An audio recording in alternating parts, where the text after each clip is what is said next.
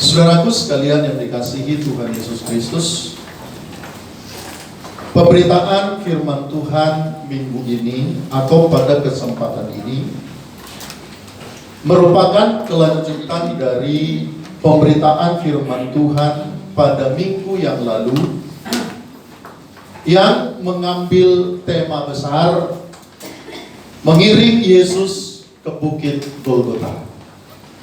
Mengiring Yesus ke Bukit Golgota atau berjalan bersama dengan Tuhan Yesus ke tujuan yang seharusnya, ke tujuan yang semestinya, yaitu Bukit Golgota. Dan sebelum kita melanjutkannya, saya ingin mengingatkan kita kembali dengan apa yang sudah kita bahas minggu yang lalu. Saya hanya ingin mengingatkan sekilas, di mana pada kesempatan yang lalu kita sudah melihat dan mendalami bahwa ternyata jalan-jalan Tuhan merupakan hal yang sangat sulit, hal yang sangat sukar untuk dipahami, dan seringkali bertentangan atau bertolak belakang dengan jalan-jalan manusia. Terlebih pasti seringkali akan bertentangan dengan apa yang diinginkan dan apa yang diharapkan oleh manusia. Karena jalan Tuhan itu seringkali sangat sukar dipahami, maka banyak orang yang menolak untuk menjalaninya. Banyak orang yang menolak untuk menjalaninya karena sukar dan karena bertentangan dengan hasrat, keinginan, dengan harapan-harapan manusia. Kita sudah melihat pada minggu yang lalu, penyebab utama mengapa banyak orang menolak untuk menjalani jalan Tuhan adalah keinginan dan ambisi pribadi yang tidak dikendalikan. Dan itulah yang terjadi kepada murid-murid Tuhan Yesus. Tuhan Yesus setelah berkali-kali memberitahukan kepada mereka jalan yang harus ia tempuh, yaitu penderitaan, jalan salib dan kematian. Namun murid-muridnya tetap saja tidak memahaminya dan tidak terdorong untuk memahaminya. Itulah sebabnya murid-murid menolak mengikuti jalan Tuhan Yesus itu, menolak berjalan bersama dengan Tuhan, dan pada akhirnya mereka memilih jalan mereka sendiri. Nah, pada kesempatan ini kekasih-kekasih Tuhan, untuk melanjutkan itu, kita akan belajar dari sekelompok orang yang meskipun mereka pada dasarnya sama dengan murid-murid yang lain, sama-sama tidak mengerti, sama-sama tidak memahami jalan-jalan Tuhan, sama-sama sangat sukar untuk mengerti kenapa jalan seperti itu dipilih oleh Tuhan Yesus. Namun demikian, saudaraku sekalian, kelompok orang ini yang kita akan belajar dari mereka pada kesempatan ini tetap berjalan bersama dengan Tuhan. Mereka tetap mengikuti Tuhan Yesus dengan setia. Kelompok orang yang saya maksud dalam hal ini, saudaraku sekalian, adalah beberapa orang perempuan yang terus mengikuti Tuhan Yesus ketika Tuhan Yesus berjalan ke Bukit Golgota untuk menggenapkan di dalam dirinya segala sesuatu yang telah ditetapkan oleh sorga terjadi atasnya. Mari kita buka dari Lukas pasal yang ke-8. Injil Lukas pasal yang ke-8 ayat 1 dan ayat yang ke-3. Itu satu bagian, ada dua bagian. Dikasih pembatas dulu. Lukas pasal yang ke-8 ayat 1 sampai ayat yang ke-3. Dan bagian yang kedua adalah Injil Yohanes 19. Injil Yohanes 19 ayat yang ke-25 dan ayat yang ke-27. Maaf, sampai ayat yang ke-27. Injil Yohanes pasal 19 ayat yang ke-25 sampai ayat yang ke-27. Kita akan baca pertama Lukas pasal 8 mulai ayat 1.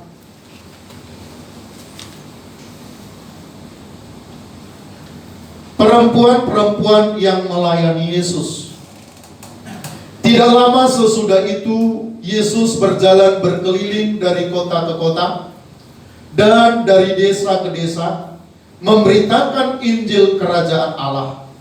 Ke-12 muridnya bersama-sama dengan dia, dan juga beberapa orang perempuan yang telah disembuhkan dari roh-roh jahat atau berbagai penyakit, yaitu Maria yang disebut Magdalena, yang telah dibebaskan dari 7 roh jahat, Yohana istri Kusa, bendahara Herodes, Susana, dan banyak perempuan lain.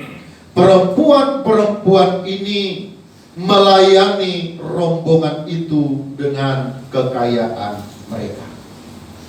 Perempuan-perempuan ini melayani rombongan itu dengan kekayaan mereka. Yohanes pasal 19 ayat yang ke-25. Dan dekat salib Yesus berdiri ibunya dan saudara ibunya, Maria istri Klopas dan Maria Magdalena. Ketika Yesus melihat ibunya dan murid yang dikasihinya di sampingnya, berkatalah ia kepada ibunya, "Ibu, inilah anakmu." Kemudian katanya kepada muridnya, "Inilah ibumu." Dan sejak itu murid itu menerima dia di dalam rumahnya. Di dalam bagian lain, saudaraku sekalian yang dikasihi Tuhan Yesus, kalau saudara perhatikan baik di dalam kitab Matius maupun di dalam kitab Markus dan Lukas, disebutkan bahwa perempuan-perempuan itu terus mengikuti Tuhan Yesus dalam perjalanannya menuju ke Bukit Golgota. Dan perempuan-perempuan yang dimaksud itu adalah perempuan-perempuan yang mengikuti Tuhan Yesus sejak dari Galilea sampai Tuhan Yesus disalibkan. Kalau kita memperhatikannya sekali lagi di bagian yang lain, disebutkan bahwa perempuan-perempuan yang ada di sekitar salib Tuhan Yesus pada waktu itu, yang terus mengikuti Tuhan Yesus dalam perjalanannya, adalah perempuan-perempuan yang mengikuti Tuhan Yesus sejak dari Galilea untuk melayani Tuhan Yesus.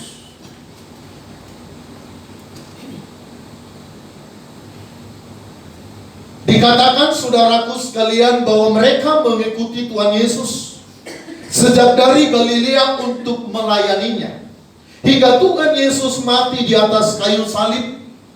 Mereka tetap berada dekat dengan Tuhan Yesus. Mereka tidak meninggalkan Tuhan Yesus. Bahkan saudaraku sekalian, hingga Tuhan Yesus dikuburkan. Itulah sebabnya pada hari yang ketiga setelah kematian Tuhan Yesus, disebutkan oleh Alkitab, perempuan-perempuan ini datang ke kubur Yesus dengan tujuan untuk meminyaki jenazah, meminyaki tubuh Tuhan Yesus dengan minyak-minyak yang harum. Namun memang kekasih-kekasih Tuhan, ketika mereka datang ke kubur itu, mereka menemui kenyataan bahwa kubur itu sudah terbuka, dan jenazah Yesus yang ingin mereka minyaki itu dengan rempah-rempah sudah tidak ada pada tempatnya. Catatannya saudaraku sekalian, perempuan-perempuan ini dengan sangat setia mengikuti Tuhan Yesus. Mereka tidak meninggalkan Tuhan Yesus dalam kesendirian. Mereka ada tetap bersama dengan Tuhan Yesus sampai Tuhan Yesus mengakhiri apa yang menjadi tugas dan pekerjaannya di tengah-tengah dunia ini. Meskipun mereka bukan orang-orang yang secara khusus dilatih oleh Tuhan, meskipun mereka bukan orang-orang yang secara khusus dipanggil oleh Tuhan untuk menjadi murid-muridnya, tetapi dengar baik saudaraku sekalian, ketika Tuhan Yesus mengakhiri segala sesuatunya dengan berkata, sudah selesai, perempuan-perempuan inilah yang ada bersama dengan Tuhan Yesus. Perempuan-perempuan inilah yang selalu ada di sekitar Tuhan Yesus Kristus. Bukan orang-orang yang dikhususkan, bukan orang-orang yang dipanggil secara khusus, bukan orang-orang yang dipersiapkan secara khusus, yang mengalami penanganan secara khusus sebagai orang-orang yang dipersiapkan untuk satu tugas yang sangat penting. Tetapi sekali lagi, perempuan-perempuan inilah yang terus melihat dan menyaksikan dan merasakan, berempati dengan apa yang dialami oleh Tuhan Yesus pada waktu itu. Barangkali kekasih-kekasih Tuhan Yesus Kristus, kita bertanya, apa istimewanya para perempuan ini? Apa yang istimewa dari keputusan mereka untuk tetap mengikuti Tuhan Yesus pada waktu itu? Adakah yang istimewa? Barangkali saudaraku sekalian yang dikasihi Tuhan Yesus Kristus, kalau kisah perempuan ini seperti yang kita baca di dalam Alkitab, kita bawa keluar dari konteksnya, kita bawa keluar dari situasi yang terjadi pada waktu itu. Bagi kita barangkali saudaraku sekalian, apa yang dilakukan oleh perempuan ini, keputusan dari perempuan-perempuan ini bukan sesuatu yang sangat luar biasa, bukan sesuatu yang sangat istimewa. Tetapi kalau kita mencoba memahami sikap dari perempuan ini di dalam konteks, di dalam situasi, di dalam kondisi yang sedang terjadi pada waktu itu, kita akan melihat saudaraku sekalian, bahwa sikap ini, keputusan perempuan-perempuan ini bukan keputusan yang sangat sederhana.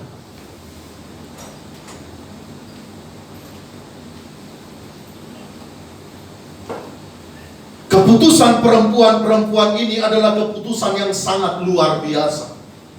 Keputusan yang sangat berani. Keputusan yang sangat berani.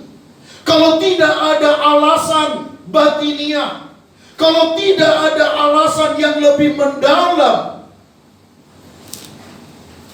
maka saya terlalu percaya saudaraku sekalian, tidak akan ada orang yang bisa mengambil keputusan seperti ini. Kenapa saya berkata demikian? Coba kita masuk di dalam situasi, coba kita masuk dalam kondisi pada waktu itu. Di tengah-tengah ratusan ribu massa yang sangat beringas, di tengah-tengah ratusan ribu massa yang sudah kehilangan akal sehat, di tengah-tengah ratusan ribu massa yang mabok oleh agama,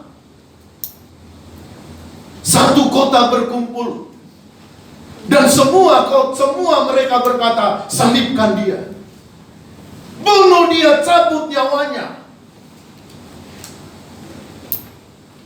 Coba saudara bayangkan, saudara ada di situasi itu pada waktu itu. Coba bayangkan orang-orang yang sudah kehilangan akal sehatnya, Ketika Pilatus berkata, "Kamu salah. Kamu salah. Saya tidak mendapati apa yang salah di dalam dirinya. Kalau kamu terus menuntut dia, kamu menyalibkan orang yang benar." Tapi orang itu berkata, "Apa saudaraku sekalian? Biarlah darahnya ditanggungkan kepada kami dan juga kepada anak-anak kami." Coba saudaraku perhatikan itu. Coba saudara perhatikan itu. Orang-orang yang sedang kehilangan akal sehatnya berkumpul. Maka ketika Pilatus berkata, "Aku tidak menemukan salahnya, tapi ada jalan keluar." Apa jalan keluarnya? Apa jalan keluarnya? Pilatus berkata, "Di sini ada orang jahat, yang sangat jahat, yang ketika dia melakukan kejahatan tidak pernah mengenal belas kasihan, pembunuh berdarah dingin." Namanya siapa? Barabas.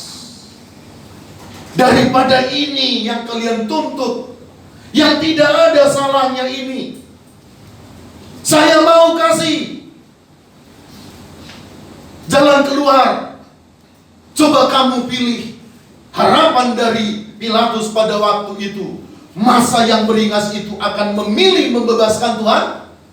Coba kamu pilih antara dia dengan Barabas, penjahat yang sangat luar biasa itu.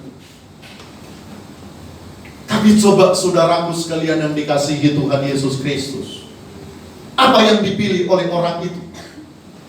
Siapa yang dipilih? Orang itu memilih siapa? Barabas. Dipilih Barabas. Ya, kalau Barabas dibebaskan pada saat itu, bisa saja esoknya dia akan digorok lehernya. Bisa saja akhirnya dia akan mati di tangan seorang Barabas yang memang sangat-sangat jahat itu.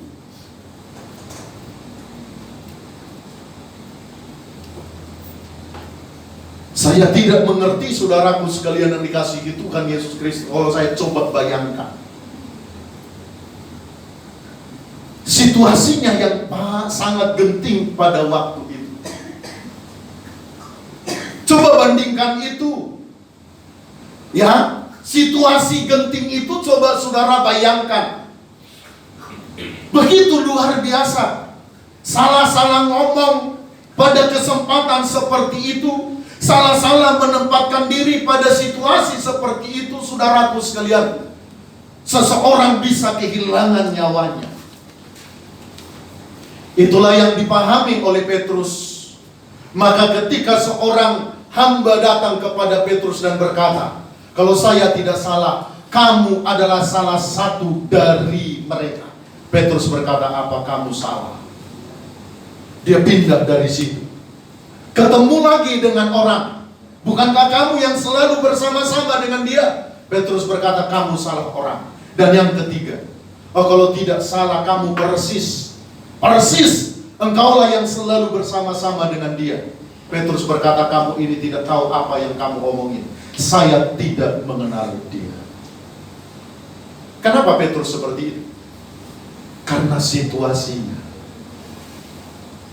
Karena situasinya sangat genting. Alkitab berkata ketika Yesus ditangkap, maka murid-murid itu lari tunggang-langgang menyelamatkan dirinya. Karena mereka begitu sangat ketakutan.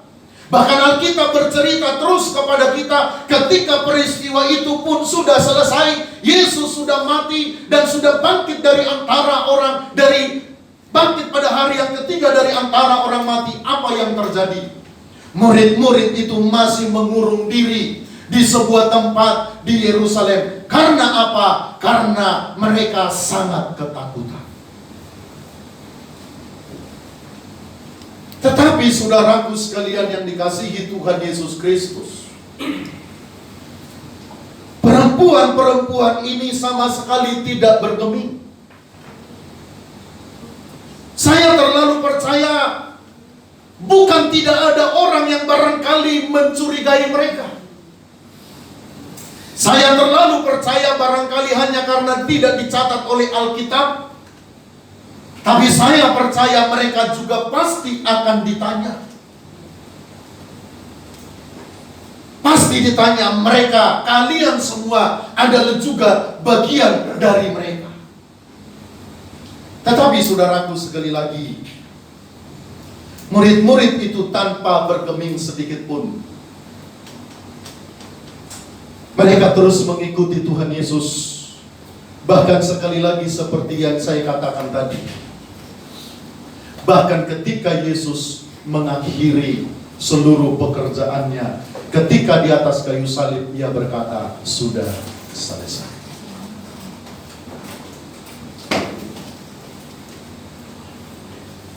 Ada apa dengan perempuan-perempuan ini, saudaraku sekalian? Ada apa dengan mereka? Apa yang terjadi atas hidup mereka sehingga mereka bisa mengambil sikap yang sangat luar biasa seperti ini?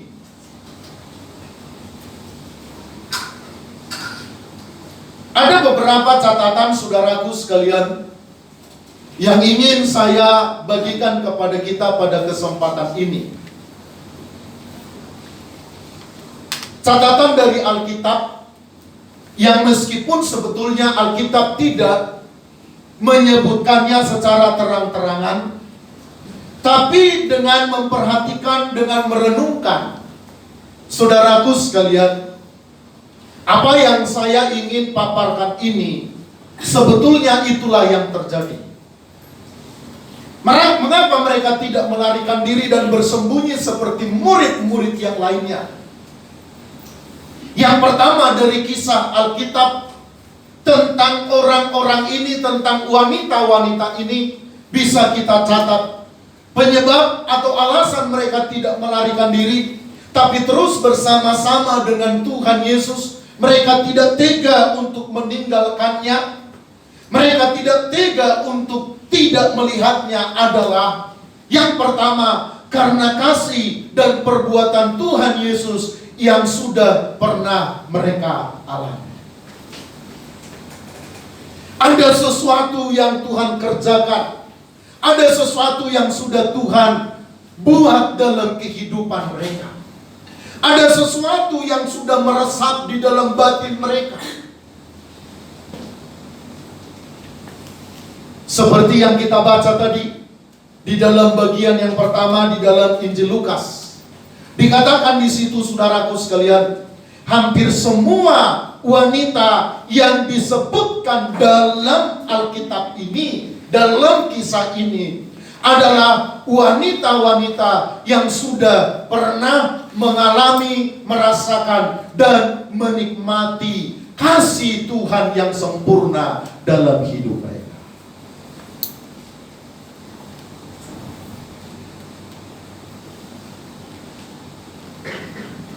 Ada yang pernah dibebaskan dari apa? Dari roh-roh jahat. Di antara mereka ada juga perempuan yang pernah dikisahkan oleh Alkitab. Seorang perempuan yang kedapatan berzina, lalu dibawa kepada Tuhan Yesus oleh orang-orang Farisi, ahli-ahli Taurat. Ahli-ahli Taurat berkata kepada Tuhan Yesus, "Rabi, perempuan ini kami dapati berzina. Menurutmu, hukum apa yang pantas diperlakukan untuk perempuan ini?" Tuhan Yesus menjawab dan berkata, "Siapa di antaramu yang tidak berdosa, biarlah dia terlebih dahulu yang melempar batu." Alkitab mencatat, saudaraku sekalian yang dikasihi Tuhan Yesus Kristus, semua orang yang berkerumun itu pergi satu persatu. Dan pada akhirnya tinggallah Tuhan Yesus dengan perempuan itu. Lalu Tuhan Yesus berkata kepada perempuan itu, "Semuanya sudah pergi. Aku tidak menghukummu, tetapi pergilah, jangan berbuat dosa lagi." Ini perempuan-perempuan yang sudah mengalami bagaimana karya Allah yang luar biasa. Perempuan-perempuan yang sudah menikmati kasih Tuhan yang sempurna di dalam hidup mereka. Dan saya selalu meyakini saudaraku sekalian, kalau seseorang sudah mengalami, sudah terpapar kasih Tuhan dalam hidupnya, maka tidak ada alasan baginya untuk tidak mengikuti, untuk tidak berjalan bersama dengan Tuhan dalam keadaan apapun. Memang saudaraku sekalian, ketika seseorang belum pernah mengalami, belum pernah terpapar oleh perbuatan Tuhan yang ajaib, memang tidak mungkin seseorang bisa tetap kuat dan kokoh untuk melayani dan mengasihi Tuhan, untuk terus berjalan bersama dengan Tuhan.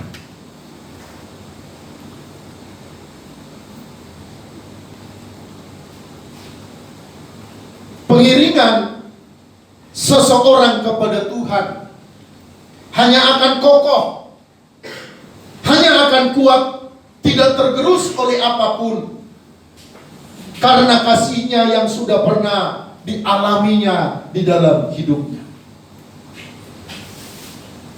Kalau seseorang sudah pernah mengalami kasih Tuhan itu, sekali lagi saudaraku sekalian yang dikasihi Tuhan,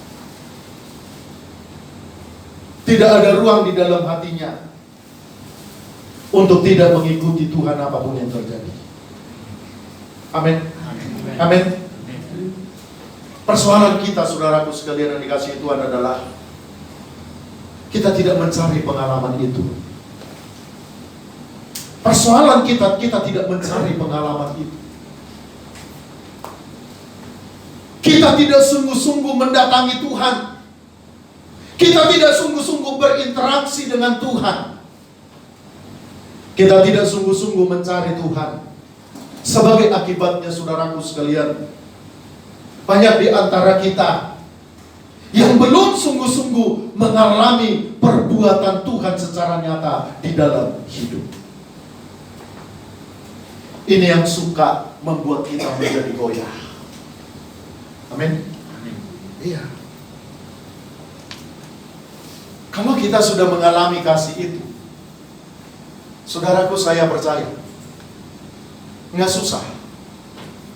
Saya mau iring Yesus, saya mau iring Yesus sampai selama-lamanya. Itu nyanyian hanya dari orang-orang yang sudah mengalami Tuhan, mengalami kasih Tuhan di dalam hidupnya. Orang-orang yang belum pernah mengalami kasih Tuhan di dalam hidupnya, meskipun nyanyi seperti itu, tidak akan pernah mampu. Maka ayo kita alami Tuhan. Amin. Amin. Kita alami Tuhan. Kita alami Tuhan.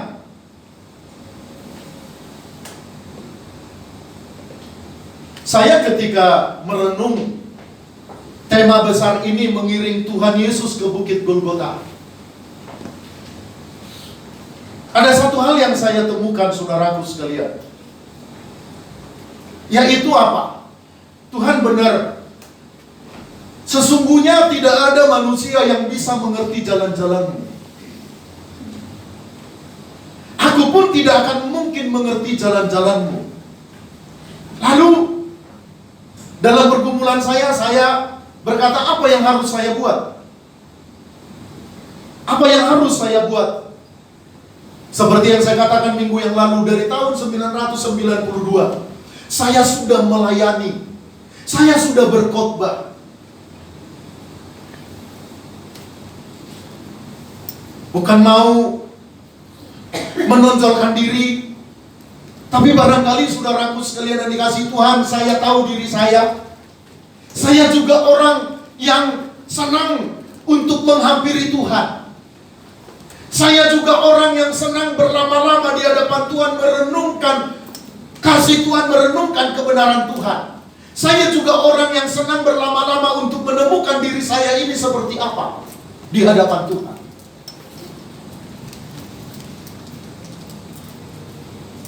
Saudaraku sekalian, lalu saya berpikir, iya, sepanjang ya hampir separuh dari umur saya sudah melayani Tuhan. Iya, kalau dipikir-pikir, Tuhan emang betul. Tuhan yang saya kenal itu sebetulnya Tuhan yang seperti apa? Seperti apa sih Engkau Tuhan? Aku tidak ngerti sebetulnya, aku tidak tahu sebetulnya. Maka ada orang, menurut saya aneh kalau dia berpikir bahwa dia semakin mengenal Tuhan, semakin sempurna mengenal Tuhan. Bagi saya hari-hari ini, saudaraku sekalian, semakin saya mendekat, sebetulnya yang saya lihat itu bukan Tuhan itu semakin jelas. Saya akhirnya berkata bahwa ketika saya semakin mendekat kepada Tuhan, yang saya lihat semakin jelas itu adalah diri saya. Halo? Mungkin ini berbeda dengan apa yang dipahami oleh banyak orang. Tuhan seperti ingatkan saya. Ketika saya bergumul, Tuhan, apa sih yang saya tahu? Apa sih yang saya tahu? Kan selama ini saya juga berusaha mendekat kepadamu, tapi lama-lama aku nggak ngerti, nggak tahu, semakin nggak tahu loh Pak, semakin nggak tahu loh Tuhan. Lalu Tuhan ingatkan saya, pagi-pagi ketika saya berlutut tuh di atas tempat tidur sambil ngantuk-ngantuk, Tuhan ingatkan saya. Apa yang Tuhan ingatkan? Cermin. Pernah bercermin? Pernah? Oke, pernah ya? Cermin. Kalau saudara bercermin sekilas, langsung pergi. Yang saudara lihat siapa? Bang Ronald, kalau sedikit bercermin, sejenak, langsung pergi. Yang dilihat siapa? Bang Ronald juga, gak mungkin yang lain. Dilihat. Tapi Bang Ronald yang seperti apa? Pasti menurut Bang Ronald, yang dia lihat itu di cermin itu adalah Bang Ronald yang ideal, Bang Ronald yang ganteng, oke? Yang sempurna. Tapi besok datang agak deket, agak lama, liatin. Yang dilihat siapa? Pasti Bang Ronald juga, tapi Bang Ronald yang berbeda dari kemarin, betul gak? Agak lama, agak lama. Udah pasti berbeda toh? Yang dilihat kan? Bang Ronald juga, tapi Bang Ronald yang begini. Betul ya? Sekarang lama beneran.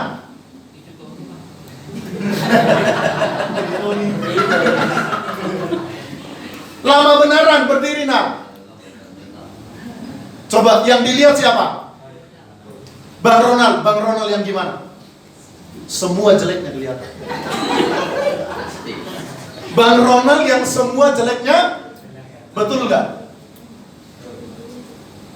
Saya diingatkan oleh Tuhan. Nah, saya ingatkan kamu tentang cermin, supaya kamu tidak salah, supaya kamu tidak keliru.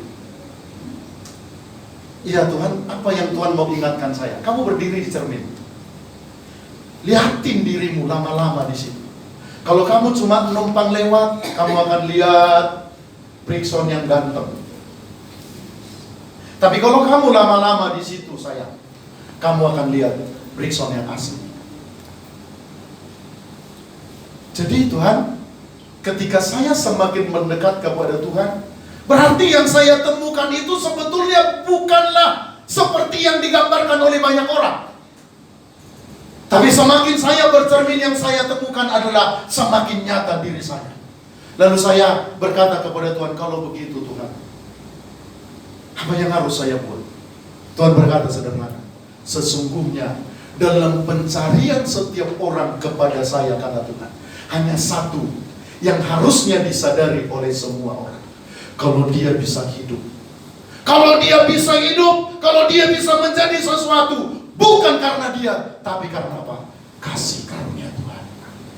Kalau kamu bisa hidup hari ini, jadi hambaku, berdiri di hadapan sidang jemaatku, bukan karena kamu, bukan karena kebaikanmu, bukan karena kebenaranmu, tapi sadari ini, kalau kamu bisa berdiri karena kasih karunia. Amin. Amin, saudara. Ini yang harus kita temukan. Ini yang harus kita temukan dalam pencarian kita kepada Dia, saudaraku sekalian. Yang harus nyata kepada kita, yang harus nyata di dalam hidup kita adalah kasih-Nya, anugerah-Nya. Itulah yang terjadi kepada perempuan-perempuan ini. Kenapa perempuan ini mau mengikut Tuhan dalam keadaan yang sangat sulit seperti itu, yang sangat membahayakan jiwa mereka? Karena kasih Tuhan itu yang sudah ditemukan dengan sempurna. Karena kasih Tuhan itu yang sudah ditemukan dengan sempurna. Maka saudaraku sekalian yang dikasihi Tuhan Yesus Kristus, ke depan saya mau mengajak saudara semua, kita semua, sidang jemaat Tuhan ini.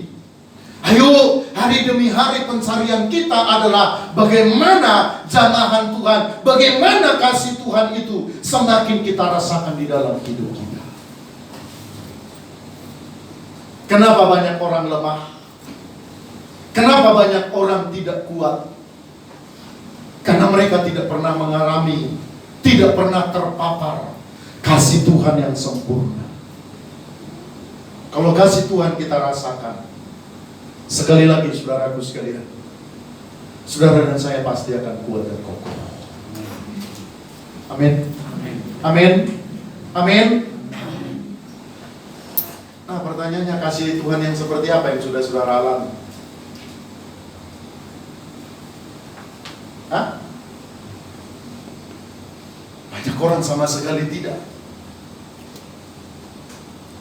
Tidak. Tidak pernah. Kosong saja. Kosong saja.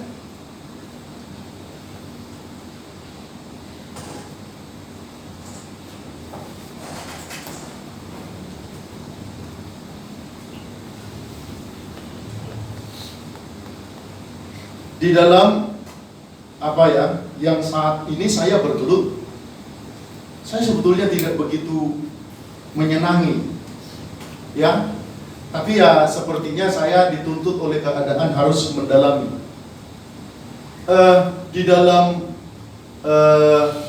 model metode pembelajaran hari ini yang saya temukan, metode pembelajaran hari ini yang saya temukan, ketika saya berinteraksi dengan anak-anak mahasiswa yang saya ajar, mereka suka berkata begini, Pak. Dan akhirnya saya juga terbuka mata saya juga. Mereka bilang begini, Pak, sebenarnya dari dosen-dosen kami, yang paling kami banyak belajar itu sebetulnya bukan ilmunya. Bukan ilmunya. Terus apa? Apa yang paling banyak kalian serap sebetulnya?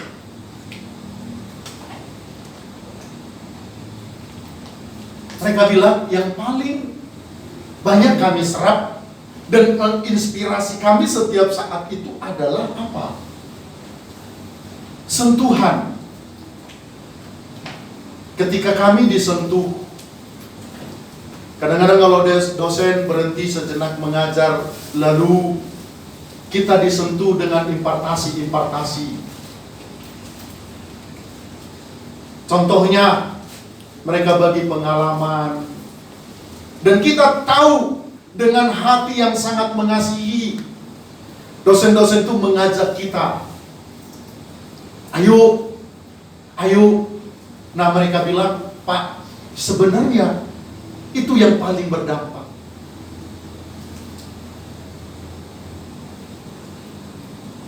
Mata saya juga terbuka.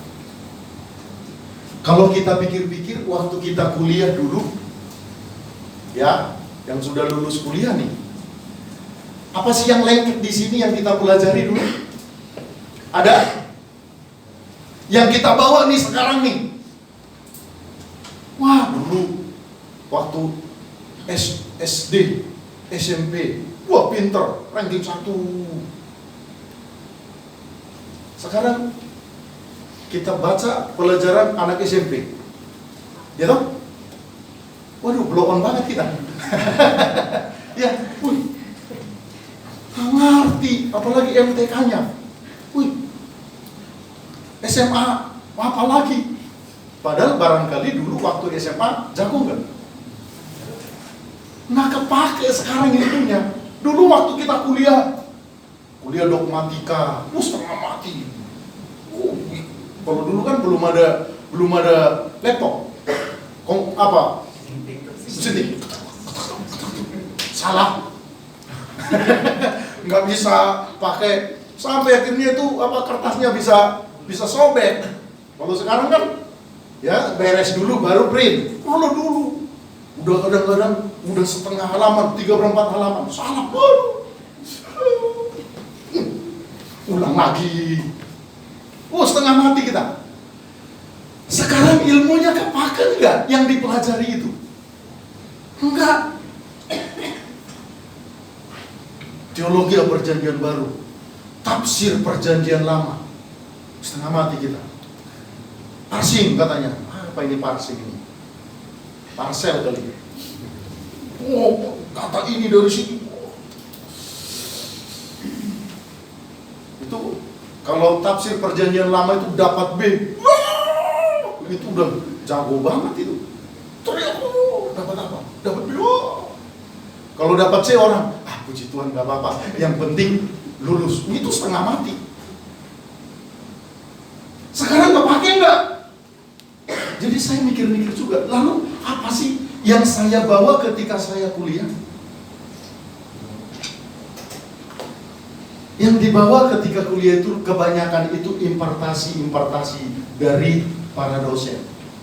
Dosen yang baik hati, dosen yang rohani, yang kerjanya doa melulu.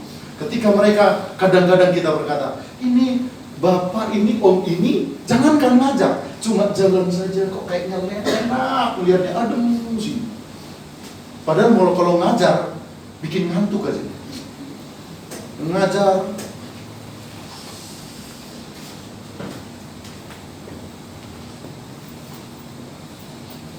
Sentuhan, amin?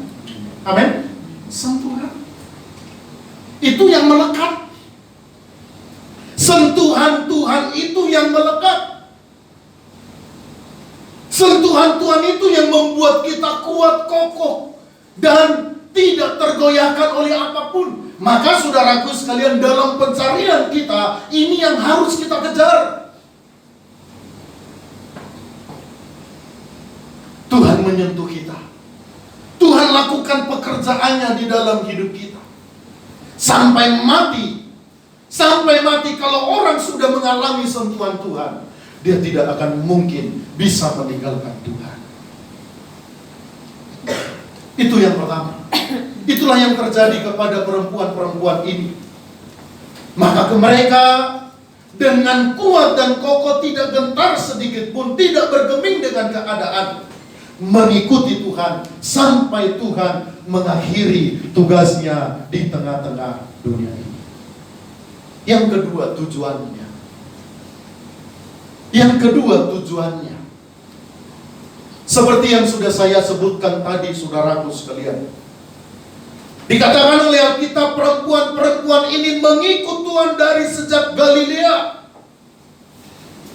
Mereka mengikuti Tuhan Yesus dari Galilea.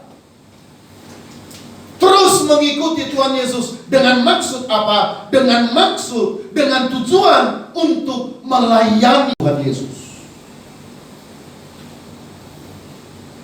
Untuk melayani apa yang perlu bagi Tuhan Yesus. Untuk melayani kebutuhan Yesus sebagai guru mereka pada waktu itu.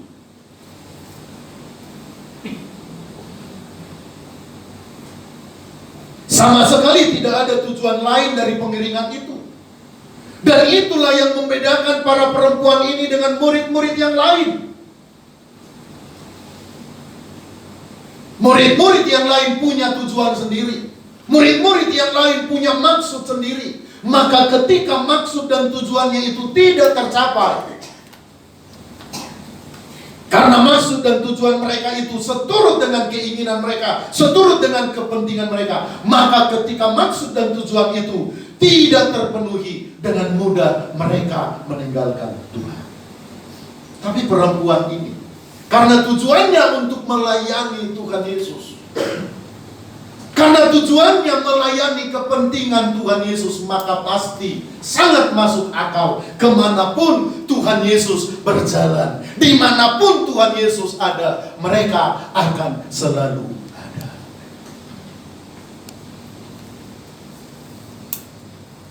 Karena mau melayani, karena mau memenuhi kebutuhan Tuhan Yesus dalam pekerjaannya sebagai guru bagi mereka.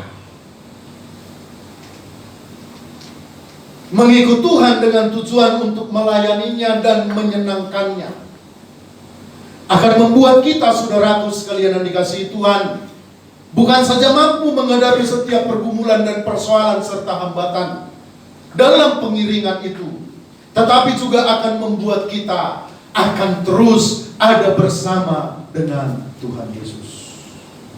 Kalau tujuan keberadaan kita untuk kepentingan Tuhan, maka dimanapun Tuhan berada, kita pasti ada di sana. Kalau tujuan keberadaan kita untuk melayani kebutuhan Tuhan, maka apapun yang terjadi kepada Tuhan kita akan ada di sana. Tapi kalau tujuan kita mengiring Dia, bukan untuk menyenangkan Dia, bukan untuk melayani kepentingannya, tapi untuk memuluskan kepentingan kita, maka kita pasti tidak akan pernah bisa ada bersama dengan Dia setiap saat. Mari saudaraku sekalian yang dikasihi Tuhan, luruskan tujuan kita mengikut Dia. Tujuan kita mengikut Dia untuk menyenangkannya. Tidak ada tujuan yang lain. Amin. Amin. Maka kalau sudah itu menjadi tujuan kita akan bisa berkata, apapun yang terjadi di dalam hidupku ini, aku akan tetap setia berjalan bersama dengan Tuhan Yesus. Karena itu saudaraku sekalian, yang pertama, cari pengalaman disentuh oleh Tuhan. Alami kasih-Nya, alami anugerah. Dan yang kedua, luruskan tujuanmu mengikuti Dia. Kalau ini sudah kita lakukan, maka saya yakin dan percaya Tuhan akan memampukan kita oleh Roh-Nya yang kudus untuk ada bersama dengan Dia setiap saat dalam setiap keadaan. Amin. Kita bangkit.